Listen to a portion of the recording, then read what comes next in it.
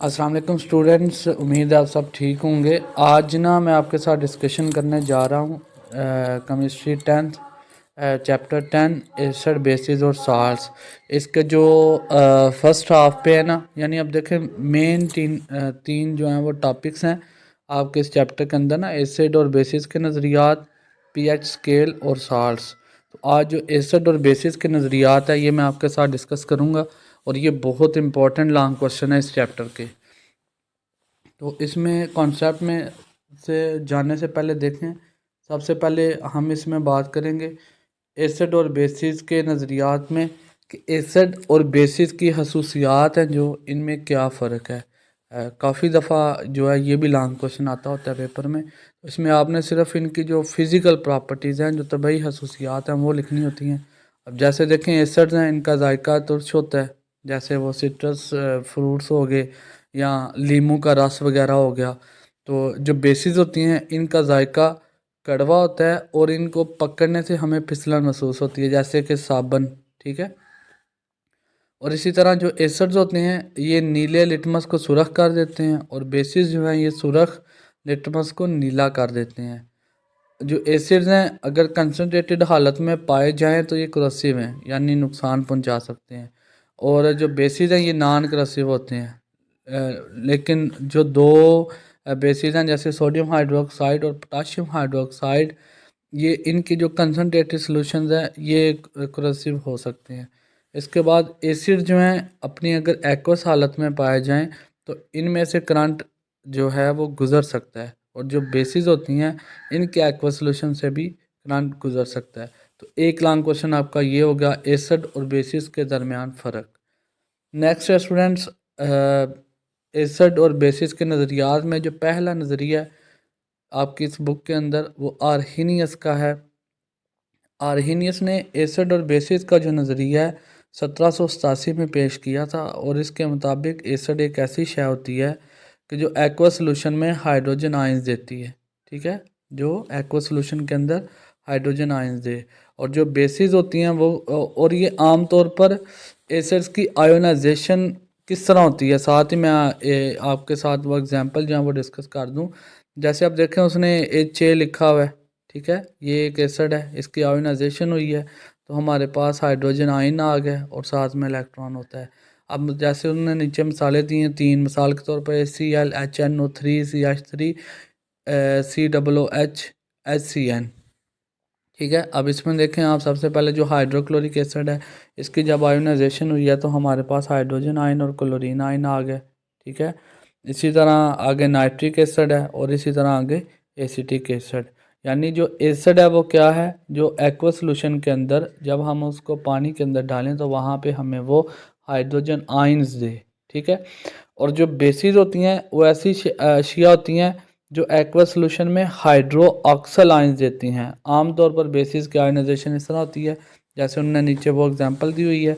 आप मेन देखें इक्वेशन को, जैसे लिखा हुआ है ये सोडियम हाइड्रोक्साइड, जब इसको एक्वा सॉल्यूशन में डाला है इसकी आयनाइजेशन हुई है तो हमारे पास देखें सोडियम आयंस और हाइड्रो ऑक्सल आयन आया है। ठीक है, यानी आर्हेनियस के नज़दीक एसिड ऐसी शय है कि अगर उसको आप एक्वा सॉल्यूशन में डालेंगे तो वो हाइड्रोजन आयंस देगा, और बेसिस ऐसी शय है कि अगर आप उनको एक्वा सॉल्यूशन में डालेंगे तो वो हाइड्रो ऑक्सल आयंस देंगे।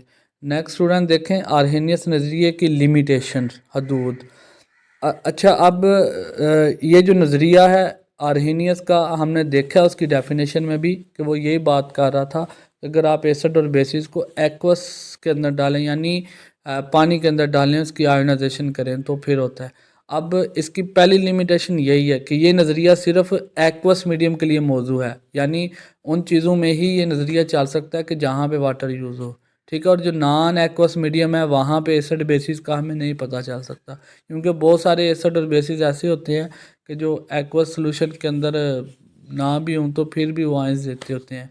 और इसी तरह इस नज़रिए के मुताबिक एसिड और बेसिस सिर्फ वो कंपाउंड्स हैं जो बिल तरतीब हाइड्रोजन और हाइड्रोक्साइड आयंस देते हैं, लेकिन जबकि ऐसे कंपाउंड्स मौजूद हैं जैसे कार्बन डाइऑक्साइड, अब इसमें तो हाइड्रोजन है ही नहीं, तो इसी ये एसिड के तौर पे जो है वो हो सकता है। इसी तरह NH3 है, इसके अंदर अब OH नहीं है लेकिन ये भी बेस के तौर पे जो है वो रिएक्ट कर सकता है। तो ये था अर्हीनियस और उसकी लिमिटेशन 7 होगी। नेक्स्ट है स्टूडेंट्स ब्रॉन्स्टिड और लोरी का नज़रिया। 1923 में ये डैनिश केमिस्ट था ब्रॉन्स्टिड और इंग्लिश केमिस्ट लोरी ने प्रोटॉन ट्रांसफ़र की बिना पर एसिड और बेसिस का नज़रिया पेश किया। इनके मुताबिक एसिड वो शय है जो किसी दूसरी शय को प्रोटॉन दे सकती है, ठीक है, और बेस वो शय है जो किसी दूसरी शय से प्रोटॉन कबूल कर सकती है। दोबारा सुने, इसने क्या बोला है, एसिड वो शय है जो प्रोटॉन कबूल कर सकता है और बेस वो शय है जो प्रोटॉन एसिड वो शय है जो प्रोटॉन दे सकता है और बेस वो शय है जो किसी दूसरी शय से प्रोटॉन कबूल कर सकती है। अब नीचे देखें, जैसे एग्जांपल दी हुई है उसने HCl ये एसिड है, NH3 ये बेस है। अब देखें NH3 ने एक जो है प्रोटॉन कबूल किया है तो वो अमोनियम बन गया NH4। और इसी तरह जो हाइड्रोक्लोरिक एसिड है इसने एक प्रोटॉन दिया है और इसके ऊपर नेगेटिव जो है वो चार्ज आ गया। तो इसी तरह स्टूडेंट्स इतना करने के बाद आपने नेक्स्ट इस टॉपिक के अंदर करना है कॉन्जुगेट एसिड की डेफिनेशन और कॉन्जुगेट बेस। तो कॉन्जुगेट एसिड एक ऐसी शय होती है जो एक बेस के प्रोटॉन कबूल करने से बनती है और कॉन्जुगेट बेस एक ऐसी शय होती है जो एक एसिड के प्रोटॉन देने से बनती हैं। जैसा कि नीचे एसिटिक एसिड और वाटर जो है वो यहाँ पे बेस के तौर पे रिएक्ट कर रहा है। तो इसमें देखें जो एसिटिक एसिड है वो कॉन्जुगेट बेस के तौर पे काम कर रहा है, यानी ये एक प्रोटॉन के कबूल करने से बनती है। और इसी तरह जो बेस है वो यहाँ पे देखें कि एक एसिड के प्रोटॉन देने से बन रहे हैं। और नीचे आपने फिर एक डेफिनेशन है, ये है भी बहुत इंपॉर्टेंट शॉर्ट क्वेश्चन कि एम्फोटेरिक से क्या मुराद है। ऐसी अशिया जो एसिड और बेस दोनों के तौर पे रिएक्ट कर सकती हूँ वो एम्फोटेरिक कहलाती हैं। तो ये था यहाँ तक, और आगे इसकी भी कुछ लिमिटेशंस हैं कि कुछ अशिया ऐसी होती हैं कि जो ना तो उनके अंदर सलाहियत होती है प्रोटॉन देने की और ना ही, यानी कुछ अशिया प्रोटॉन देने की सलाहियत ना होने के बावजूद भी एसिड के तौर पर रिएक्ट कर रही होती हैं। मसलन ये SO3 है। और इसी तरह कुछ अशिया ऐसी होती हैं जो प्रोटॉन कबूल तो नहीं कर सकती लेकिन फिर भी वो बेस के तौर पर रिएक्ट कर रही होती हैं।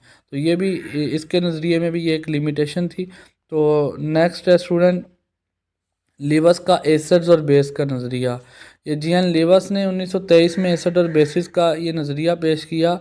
इसके मुताबिक एसिड एक ऐसी शय होती है जो इलेक्ट्रॉन्स का पेयर कबूल कर सकता है और जबकि बेस एक ऐसी शय है जो इलेक्ट्रॉन का पेयर्स दे सकती है।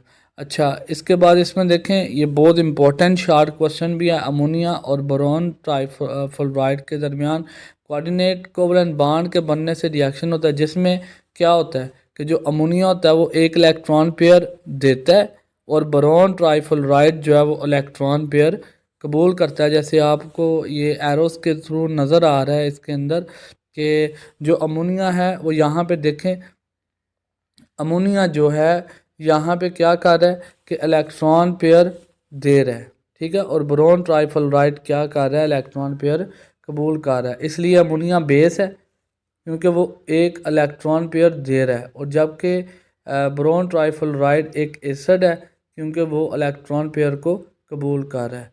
इसको आप लिख के करेंगे प्रैक्टिस हो जाएगा आपका क्लियर। और इसी तरह नेक्स्ट एक इम्पॉर्टेंट शॉर्ट क्वेश्चन भी है इसमें, अडक्ट क्या होती है। किसी भी लिवस एसिड बेस रिएक्शन की जो प्रोडक्ट है वो हमेशा सिंगल होती है और वो क्या कहलाती है, अडक्ट कहलाती है। इसके बाद स्टूडेंट्स कुछ चीज़ें हैं कि लिवस एसिड्स कौन कौन से हो सकते हैं। ऐसे मालिक्यूल्स जिनमें मरकज़ी एटम का ऑक्टेट नामुकम्मल होता है, यानी उसमें वो 8 इलेक्ट्रॉन पूरे नहीं होते, जैसे BF3 AlCl3 FeCl3 में मरकज़ी एटम अपने गिर्द सिर्फ 6 इलेक्ट्रॉन रखता है, इसलिए इलेक्ट्रॉन पेयर कबूल कर सकता है और ये फिर लिवस एसिड के तौर पे रिएक्ट करता है। इसी तरह कुछ सादा केटाइंस हैं वो लिवस एसिड के तौर पे काम कर सकते हैं, ठीक है, लेकिन चंद केटाइंस ऐसे होते हैं कि जो इलेक्ट्रॉन को कबूल करने का बहुत कम रुझान रखते हैं, जिनमें ये Na+ और इसी तरह Ca2+। और जबकि कुछ आयंस ऐसे होते हैं जो इलेक्ट्रॉन पेयर को कबूल करने का रुझान रखते हैं, इसलिए वो लिवस एसिड के तौर पे जो है वो रिएक्ट कर रहे होते हैं। इसके बाद लिवस बेसिस के तौर पे जो न्यूट्रल अशियाँ जितनी भी जो कम अज़ कम इलेक्ट्रॉन का एक लोन पेयर रखती हों, मसलन अमोनिया हो गया, एमिनीज हो गया, अल्कोहल्स वगैरह होगी, ये लिवस बेसिस के तौर पे रिएक्ट करती हैं। ठीक है, क्योंकि ये इलेक्ट्रॉन्स के लोन पेयर की हामिल होती हैं। ठीक है, इनमें लोन पेयर वगैरह मौजूद होते हैं और ये उसको आगे ट्रांसफ़र कर सकते हैं। नेगेटिव चार्ज अशिया जितनी भी हैं यानी एनाइंस वगैरह, ये भी जो हैं वो लिवस बेसिस के तौर पर कामकारी होती हैं। साथ में नीचे देख लें, हाइड्रोक्साइड है, क्लोराइड है, सायानाइड वगैरह, ये सारे जो हैं वो लिवस बेसिस के तौर पे रिएक्ट कर रहे होते हैं। तो ये थे बेसिक कॉन्सेप्ट, इनको अच्छी तरह से याद करें और लिखें इनको। और नेक्स्ट देखेंगे एक टेबल एड पे बना हुआ है, इसमें उसने तमाम जो कॉन्सेप्ट हैं उनको समराइज़ किया हुआ है। इसमें देखें सबसे पहले आर्हीनियस का लिखा हुआ है कि आर्हीनियस के मुताबिक एसिड क्या होता है कि जो हाइड्रोजन आयन देता है एक्वा सोल्यूशन के अंदर, और जो बेस है वो क्या होती है जो हाइड्रोक्साइड आयन देती है। ठीक है, आगे ब्रांस्टेड लोरी के मुताबिक एसिड क्या होता है कि जो एक प्रोटॉन देता है। ठीक है, और बेस क्या होती है जो प्रोटॉन कबूल करती है। ठीक है, इसी तरह से देखें आप लिवस के मुताबिक एसिड क्या होता है जो इलेक्ट्रॉन पेयर कबूल करता है, और बेस क्या होती है जो इलेक्ट्रॉन पेयर देती है।